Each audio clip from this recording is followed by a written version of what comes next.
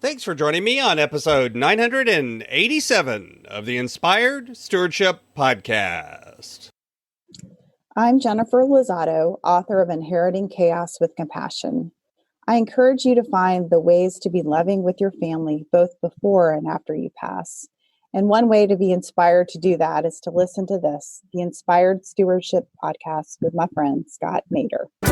But I think the reason that the Bible talks so much about money, it talks so much about success, there are literally dozens and dozens of Bible verses that I could pull out and relate to you that are about money, they're about success, and they're about our attitude around those things, because this is an area that we as human beings are inherently going to struggle with. Welcome and thank you for joining us on the Inspired Stewardship Podcast. If you truly desire to become the person who God wants you to be, then you must learn to use your time, your talent, and your treasures for your true calling. In the Inspired Stewardship Podcast, you will learn to invest in yourself, invest in others, and develop your influence so that you can impact the world. In today's Spiritual Foundation episode about developing your influence, I talk with you about Matthew chapter 6, verses 19 through 20. I also share why it is important that you really think about how you measure success. And I share why the Bible spends so much time talking about money and success. Matthew chapter 6, verses 19 through 20, most people have heard before. It says, "Do not lay up for yourselves treasures on earth, where moth and rust destroy and where thieves break in and steal, but lay up for yourself treasures in heaven, where neither moth nor rust destroy and where thieves do not break in and steal." Now, this passage to me has a lot of meaning about what it means to be successful. The world's definition of success is usually about wealth, about power, or about popularity. It's about whether or not people look at you as someone who's powerful, look at you as someone who they admire, or look at you as someone who is rich in terms of dollars and cents.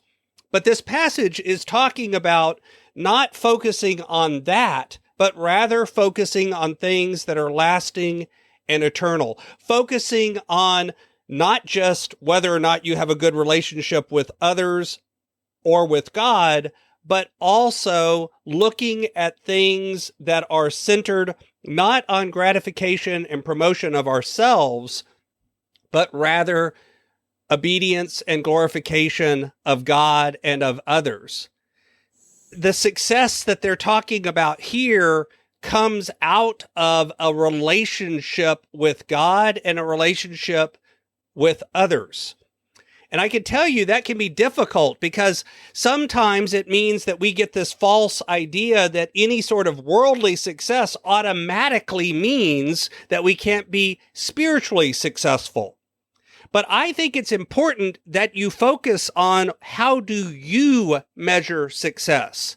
And if you're measuring success strictly based off the dollars and cents in your bank account, or the number of people that like you on Facebook, or the number of things that you have that come out there in terms of power, the number of people that you boss around, then we're focused only on the worldly success, and that tends to make us selfish, that tends to make us less humble, that tends to make us see fruits of the Spirit that tend to be things that we don't want.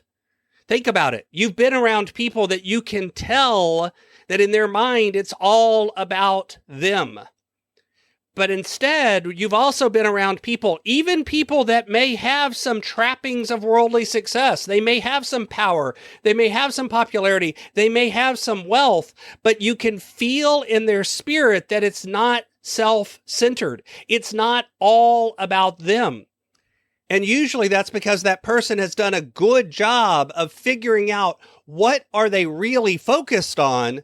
And that focus is usually about others and about a relationship with their faith, their ethics, their belief in something that is bigger than them. And because of that, out of that comes things like humility, like righteousness, like gentleness, like honesty, like goodness, because they've actually done the hard work of figuring out what's important to them and what isn't, even though they have some things that the world could look at as the trappings of success. It's not all about those things. But I think the reason that the Bible talks so much about money, it talks so much about success, there are literally dozens and dozens of Bible verses that I could pull out and relate to you that are about money, they're about success, and they're about our attitude around those things, because this is an area that we as human beings are inherently going to struggle with. It's so easy to let money or power or popularity become the thing that you're after. In many ways, it's our natural bent. We have to fight against it. We have to put energy into not doing that. If it came easy, then it wouldn't be something that we had to work at. It wouldn't be something that we had to put energy into. It wouldn't be something that we struggle with. And it would probably not be something that's in the Bible times, because the goodness, the loyalty, the kindness, the gentleness that we are being told to exemplify, the good news that we are being told to spread, should come out of that relationship with success that isn't based on our own success, that isn't based selfishly on looking to us, but rather should be looking to others and looking to glorifying God. And that's a hard balancing act to hit at times. It's something that I've struggled with. It's something that most people struggle with. And it's something that unless you really think about what is success and how do I measure it, what does it look like, it can be really hard to stay with your mind and your heart in the right place. And this isn't something you do just one time and then you're all done with it and you never have to think about it again. This is something that every time you hit a new level, you have to re-examine. You have to reset. You have to refocus, and you have to find new places to be humble from. This is why so many people will get to a certain level of success, and at that point, it will all crumble around them, because at that level, for them, it now becomes about them and not about being other focused. And when that happens, it tends to be the moment that success crumbles around us. That's why it's so important. Thanks for listening. Thanks so much for listening to the Inspired Stewardship podcast. As a subscriber and listener, we challenge you to not just sit back and passively listen, but act on what you've heard and find a way to live your calling. If you enjoyed this episode, do me a favor.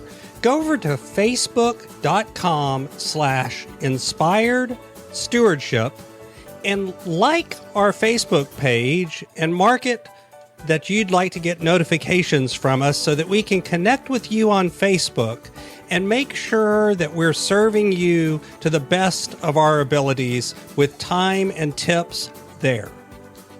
Until next time, invest your time, your talent, and your treasures. Develop your influence and impact the world.